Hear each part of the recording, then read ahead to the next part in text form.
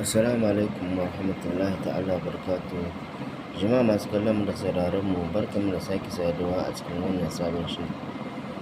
Kamar kullum idan ka farkon shigowa ne cikin wannan channel ta mai albarka wato Bibo Ungogo Tech, kai kokari kai mana liking, ka danna mana ƙararrawa, kai mana subscribe, ka zaɓi all duk sanda muka saki sabon shiri YouTube za su sanar da kai. Yau shirin namu a yau zan kawo muku shiri akan yadda za ku sarrafa application ɗinku na opay bank account. Kamar sanin kowa dai opay a Najeriya wato banki ne wanda yake da ƙarfin network wato 5G, kuma duk wanda yake amfani da opay ya san a gaskiya ɓangaren service, ɓangaren network, gaskiyar magana opay sun yi trying kuma suna cikin ba da ƙoƙari akan service ɗinsu. Kuma kamfanin opay wato kamfani ne wanda yake na Chinese, su ne masu ainihin kamfanin opera mini. Kowa dai duk mai war Andre ya san opera mini, to opay wato su ne masu kamfanin opera mini kuma Chinese ne. Saboda haka ɓangaren network ɗinsu ana alfahari da shi a ƙasashen duniya gabaki ɗaya. Kuma opay ba iya ainihin Najeriya kaɗai ba, akwai opay a India, akwai shi a Bangladesh, sannan sauran ƙasashen Afirka suna amfani da opay. Wato a cikin wannan bidiyon namu insha Allah zan nuna muku yadda za ku sarrafa ainihin application ɗinku na opay. To kamar yadda na shigo wannan feji da kuke gani opay ne. Wato shi opay application guda biyu ne suke da shi, akwai opay business akwai kuma normal opay. To wannan shine normal opay ɗin. To na farko dai idan ka buɗe account na opay ya kawo ka wannan feji, to wannan idon da kuke gani wato ido ne wanda yake zai ɓoye maka balance ɗinka, hide balance. Zai ɓoye maka balance ɗinka idan ka taɓa shi kamar haka. Gashi yanzu balance ɗina ya bayyana. Idan kuma na sake taɓa nan ɗin wannan idon, balance ɗina zai ɓoye saboda dalilai na tsaro. Sannan kuma wannan wuri da kuke gani transaction history wanda nake ɗora wannan alamar a ciki, idan ka zo ka taɓa shi haka ya buɗe maka, to duk transaction ɗin da kai gashi a gaba ɗaya, in ya kai na shekara za ka binciko shi ka ga abubuwan da kai akan application ɗinka na opay bank. Yanzu nan da kuke gani naira 17,300 sun fita. Yaya za mu gane fita ne suke daga wannan account? Ga wani alaman minus nan kuna gani kusan n ɗin nan, ga wani ɗan ƙaramin tick nan ya ɗan ja dama da hagu. Gashi nan ina ɗora abun nan a kansa, to wannan shine ake cewa minus. To wannan naira 17,300 fita ne ta yi daga account ɗina na opay zuwa wani banki na account. Idan muka taɓa nan zai fasa mana ainihin receipt ɗin mu ga ina ne kuɗin ya shiga, sai mu taɓa shi haka. Idan muka taɓa shi haka ya kama wannan waje, to wannan naira 17,300 kun ganta nan. Wato na tura ma ainihin Dalatu Adamu Musa wanda yake da account a reshe na Unity Bank na UBA Bank. Sannan kuma wannan shine account ɗin da na yi amfani da shi na tura masa wannan kuɗi. Sannan kuma wannan lokacin da aka tura masa kuɗin ne, da lokaci da kwanan wata da kuma rana. Sannan kuma wannan shine ake kira da session ID. Shi ma wasu lambobi ne ƙwaya 30 na bincike akan ainihin kwamfutoci, kuɗin da aka tura ya shiga ko bai shiga ba. Ta wannan hanyar section ID za a gane kuɗin nan ya faɗa account ɗin wannan bawan Allah Adamu Dalatu Musa. To sai mu zo mu yi ba kaɗan kamar haka. Idan muka yi ba kaɗan kamar haka, wannan wuri da kuke gani merchant consumption, wato shine commission da opay suke bayarwa, naira 15, naira 6, naira 2, naira 1.5, naira 16, 17. Commission ne yayin da kake transaction na tura saƙonni ga wasu bankuna. Opay suna baka wannan commission kyauta. Wannan commission kyauta ne kuma ka za su tara maka shi ka je ka cire.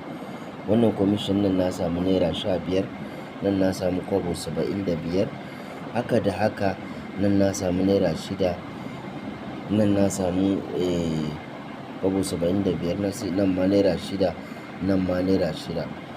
To wannan da kuke gani shine commission na opay. Sannan idan na ɗan jawo sama kaɗan zan nuna muku wata alamar plus, in nuna muku yadda za ku gane idan kuɗi ya shigo account ɗinku. Wannan plus ɗin da kuke gani a gefenta shine zai ba ku damar cewar kuɗi ya shigo account ɗinku na opay. Wannan alamar plus ɗin idan ka ganta ƙari ne, an turo maka kuɗi ya shiga. Nan ƙasa ya successful, nan ƙasa ya successful, naira 100,000 da 1,200 shine suka shigo wannan account ɗin. Nan wato naira 6,800 shi ma ga plus a gefe shine shigo wannan account ɗin, nan ma ya nuna successful. Amma idan har kuka ga wannan alamar jan ta fito akan wannan application ɗin, amma ba a business ba a opay business ba, idan kuka har kun yi transaction ku za ku tura kuɗi ko wani ya yi amfani da mashin ɗinku na POS zai cire kuɗi bai yi ba, ya nuna za kamar haka, to wannan jan da kuke gani ya nuna fail. Nan mun yi ƙoƙarin mu cire naira 200,000 bai yi ba sakamakon matsalar network na ATM ɗin customer, shi yasa nuna mana fail a nan. Wannan transaction ɗin bai yi ba, wannan bai yi, kun ga ya nuna ja a nan. To duk inda ka ga ya nuna ja a nan to kar ka sake ka ba mutum kuɗi idan zai cire kuɗi a wurinka, ka tsaya ka duba takardar da za ta fita, za ka ga ta yi decline. Kun ga nan ma naira 100,000 ne ya yi fail bai yi ba. To wannan su ne hanyoyin da za ka, yanzu da za mu taɓa wannan naira 100,000 mu taɓa nan tsakiya ainihin receipt ɗin ya fito gaba ɗaya kamar haka, za ku ga cewar ya yi fail a nan. Ina ma wajen yake? Bari in nuna muku inda za ku ga ya yi fail. Tabbacin cewar wato saƙon bai yi ba. Bari mu gani ina ma yake?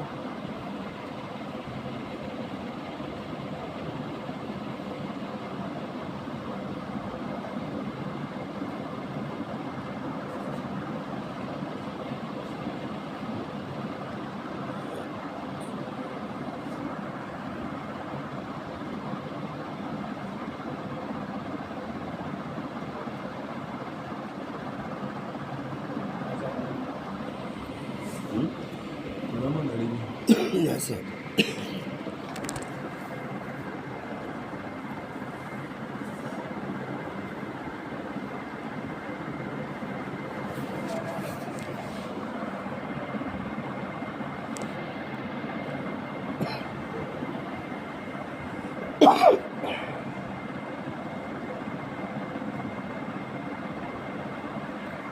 To yanzu da zan nuna muku ainihin wannan naira 200,000.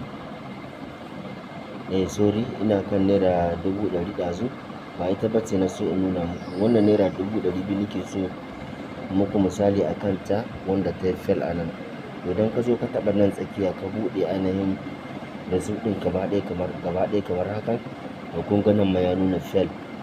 To wannan saƙon naira 1,000 da kai ƙoƙari ka fitar, da kai ƙoƙari ka ciro bai yi ba, shi yasa nan ya nuna fail.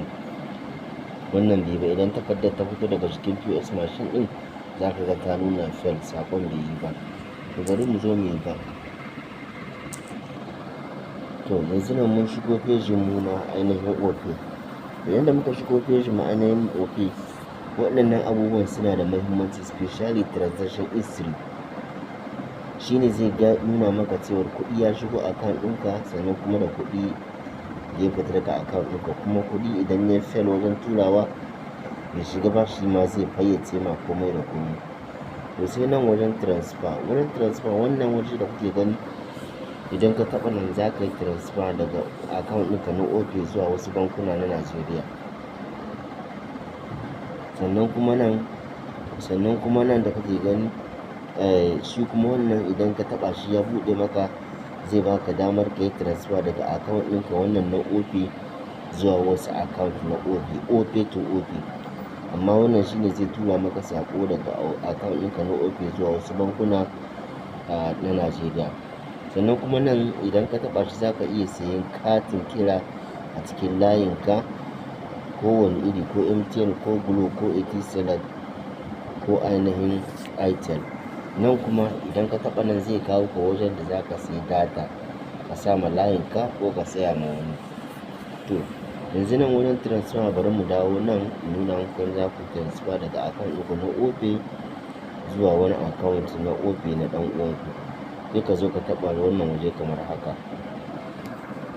Idan ka taɓa shi ya buɗe kamar haka, to wannan wuri da kuke gani a nan za ka rubuta wannan waje da aka sa phone number, a nan za ka rubuta ainihin account number ka na opay wanda kake son ka tura ma kuɗi. Misali kamar haka, idan ka taɓa wannan waje kamar haka, in ka taɓa shi haka ya kawo ka wannan waje, to sai ka zo banda ziron farko, account number na opay banda ziron farko, to sai ka zo misali ka sa 91 ko kuma mu sa 81 65656744. to wannan ɗayan account ɗina ne ya fito, sai mu zo mu taɓa shi haka. Idan muka taɓa shi haka, to nan sai mu zo mu sa kuɗin da za mu tura ma ɗan uwan namu, sai mu zo mu taɓa shi haka. Idan muka taɓa shi haka waɗannan rubutu suka fito, sai mu zo misali mu sa 2000. Idan muka sa 2000 sai mu zo mu taɓa next kamar haka. Idan muka taɓa next kamar haka sai mu zo mu confirm a nan. Amma idan za ka yi confirm, kafin ka yi confirm ka tabbatar sunan wanda za ka tura ma kuɗi shine a nan ya bayyana a nan, to shine za mu tura musu 2000 ga ta nan, sai mu zo mu yi confirm. Idan muka yi confirm ya kama wannan waje sai mu zo mu yi pay a nan, pay, sai mu zo mu payment a nan. To yanzu nan ga zan sa finger na a nan, ga zan sa finger na a nan, kawai shi kenan wannan naira 2000 za ta fita zuwa account ɗina ɗaya na opay. To bari mu dawo ba kuma mu nuna muku yadda za ku yi transaction daga account ɗinku na opay zuwa wasu bankuna na Najeriya. Wannan waje shine za ka taɓa kamar haka.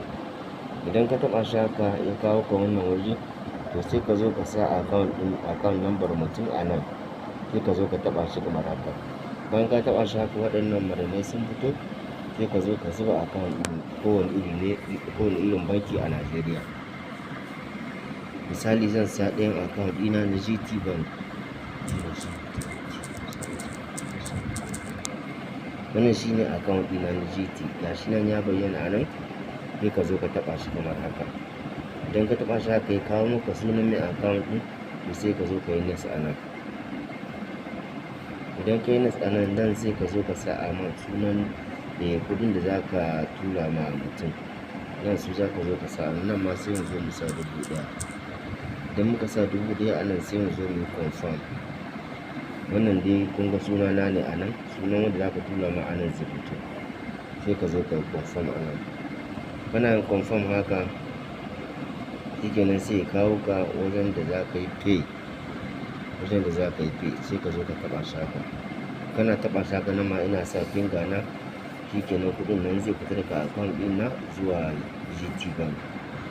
To wannan yadda ake yin transfer kenan daga ainihin account ɗin opay zuwa wasu bankuna na Najeriya, da kuma account na opay zuwa wani opay account.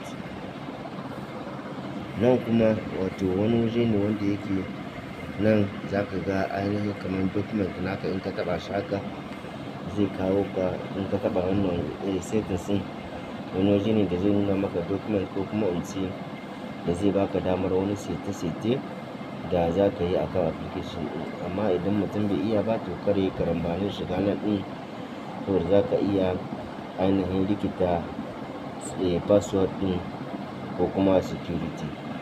To waɗannan dai nan ne idan muka dawo gidanmu, nan misali home ɗinmu, nan su ne abubuwa masu muhimmanci a cikin application na opay. To wannan shine ƙarshen bidiyon namu, saboda bidiyon namu kar ya tsayi.